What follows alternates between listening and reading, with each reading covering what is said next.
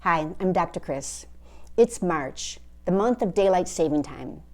When I think about changing all of my clocks and springing forward, I start to make all these comparisons because we're literally jumping ahead in time. So I start to compare where I was with where I am now. And then if I really want to make myself crazy, I start to compare where I am with where I want to be in life, where I think I should be in life. Comparisons like this can just drive me crazy. But I'm learning how to take the crazy out of my comparisons, beginning by starting to know what this word compare actually means. In the past, I've used the word compare to point out differences. And in no time at all, I get down this pathway of judging if something is better or if something is worse. I start to compare families. How does my family compare to yours? How does chocolate taste compared to vanilla? See, I started to assess which is better and which is worse. But you know what? The word compare does not mean to look for differences. It means to look for similarities. It's true. The C-O-M in the word compare means with. So when we ask how our families compare to each other, we're really asking, what do our families have in common with each other? If you want to point out differences, try using the word contrast. We contrast things when we want to look for differences, hence the expression compare and contrast. So why does this matter to me, and what does this have to do with daylight saving time? Well, like I said, I've become very aware of how I'm constantly comparing things and looking for differences, and I'm getting kind of tired of it. I'd like to reestablish this habit of seeing what we have in common with each other. Now, it's true, from the moment we're born, we have to assess ourselves in relationship to others. We are immediately pronounced as big or small, early or late, and that's as it should be. But in no time at all, we get down this pathway of constantly comparing ourselves to each other. We start to compare and contrast the status of everything, like the status of our relationships, our finances, our politics, our ethics, our morals. And in no time at all, we begin to make the harshest comparison of all.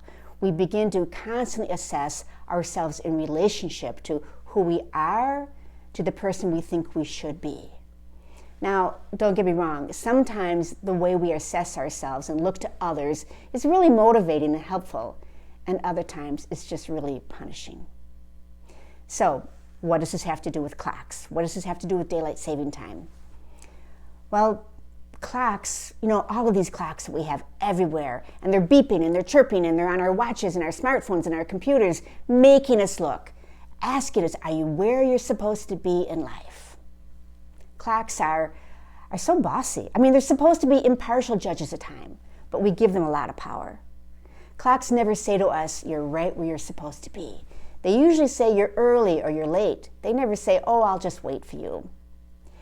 And I think that the faces of people can be like the faces of clocks. We look to the faces of people sometimes to see if we believe we are where we're supposed to be. And too often when we look at the faces of people, just like the faces of a clock, we imagine they're saying to us, you're not where you're supposed to be in life. This morning I was reading one of my friend's morning posts, and oh my gosh, I was so impressed. She was up, she looked fabulous, she had already done a Peloton ride, she had pressed send on at least a dozen emails. And meanwhile, I was still in my pajamas with bedhead, waiting for my coffee to brew. My knee-jerk reaction was to feel discouraged and like I was really behind. And then it hit me. She lives hours ahead of me. She lives in a completely different time zone.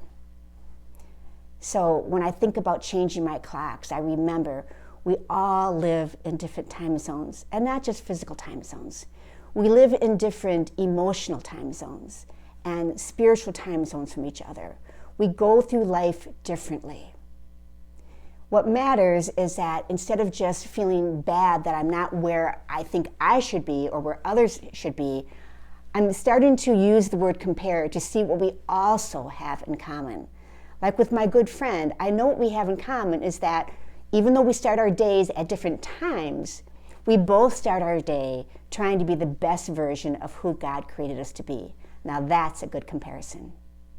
So when you change your clocks this month and every year to come, I wonder if you could try shifting the way you think about comparisons too.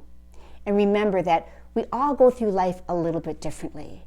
And it's good to help and to motivate each other. And it's also good to respect that we all live in a little bit of a different time zone. So this year, hit the pause button when you jump ahead. Because sometimes we feel discombobulated in life. Sometimes daylight saving time makes us feel like something is a little bit off. And it's good to just reflect on, even as we move forward, there are some things that remain the same, like the way that we are all meant to go through life according to our timing and God's timing. That's a good way to compare who we are with who we are meant to be.